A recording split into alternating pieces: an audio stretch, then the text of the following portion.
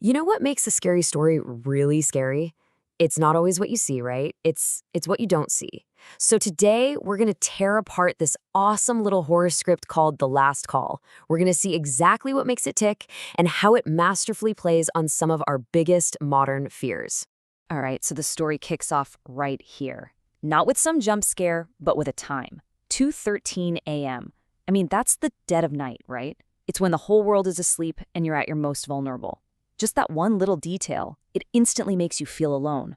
You're supposed to be safe in your bed, but are you? And then, bam, this is the hook. A distorted, whispering voice delivers this impossible, terrifying line. It's a total violation of the one place you think is your fortress, your home. The script doesn't mess around. It just goes straight for the throat. It presents a problem that just doesn't make any sense. Okay, let's really dig into that first phone call, because this is where the fear engine starts. The story uses a super classic horror setup, the anonymous threat, but it piles on all these little details to crank up the tension right from the get-go.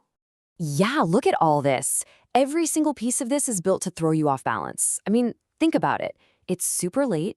The caller ID just says unknown, total anonymity. The voice is all messed up. It doesn't even sound human. And the message itself? It's just impossible. All of this combines into this perfect cocktail of dread. It's designed to make the character, Arav, and us feel completely and totally helpless. So here's where the script gets really clever. Instead of just dialing up the chaos, it actually gives our guy, and us, a little glimmer of hope. It lets him try to find a logical reason for what's happening, to try and get a handle on the situation. So what does he do? Exactly what you or I would do. He checks the door. It's the first logical step, right? He's looking for a busted lock, some sign of a break-in, but there's nothing. Then he moves on to the windows, and this just reinforces it. The house is sealed tight.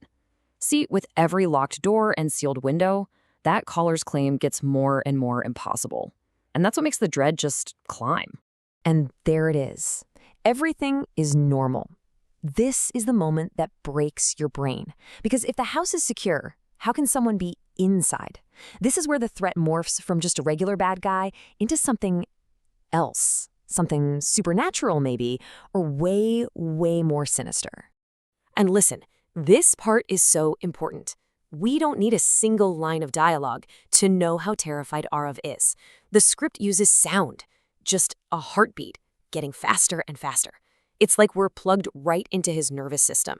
As his rational mind fails, his panic just takes over, and we feel every single beat of it.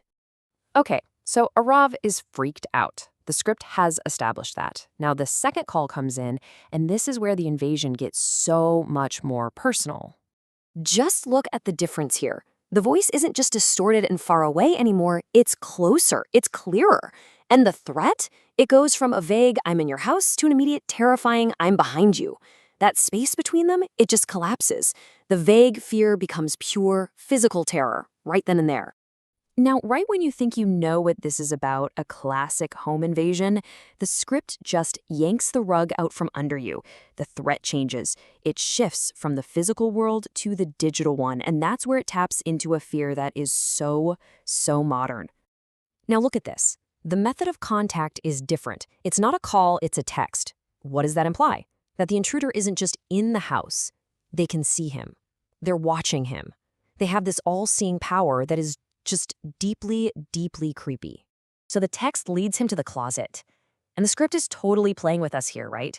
It's pointing us to the oldest scary story cliche there is, the monster in the closet. We're all bracing for a jump scare. But nope. The twist is so much worse. And this is the big reveal. There's no person in a closet. The horror isn't a man with a weapon. The horror is a phone playing a video of Arav sleeping just a few minutes ago. It's an invasion of privacy so complete, it almost feels worse than a physical attack. The intruder saw him at his absolute most vulnerable. And that's the core idea that makes this story hit so hard today. The real fear isn't about someone kicking down your door. The fear is that our own technology, the devices we trust, have already let the monster in from the inside. All right, let's bring it all home. Let's look at the finale and how the script ties all these terrifying threads together for a conclusion that just sticks with you. look at this timeline. The pacing is just brutal. This whole nightmare happens in what, 4 or 5 minutes? It gives you absolutely no time to catch your breath. It's just one hit after another, designed to make you feel just as trapped as Arav. You know, the final change in the voice might be the scariest thing in the whole script. It loses all that distortion. It becomes normal, calm, almost casual. And that's terrifying. It's not the voice of some monster anymore. It's the voice of someone who's already won. Someone who is in complete control. And with that calm, controlled voice, the intruder says the first line again, but this time it means something totally different and way more horrifying. I'm inside your house isn't about the building anymore. It means I'm inside your Wi-Fi, I'm inside your phone, I'm inside your life. The physical walls never mattered at all. And then, just this. A loud, sudden bang, and then silence. Blackout. We get no answers, no resolution. Was that Arav, the intruder? We'll never know. The story just ends on this note of pure shock, leaving that horror just echoing. And that, right there, is why this little script is so brilliant. It takes a classic scary story and twists it for our modern world. It leaves you with this chilling question that feels a lot more real than any ghost or monster. When your locks don't matter and the walls are digital, what does safe even mean anymore?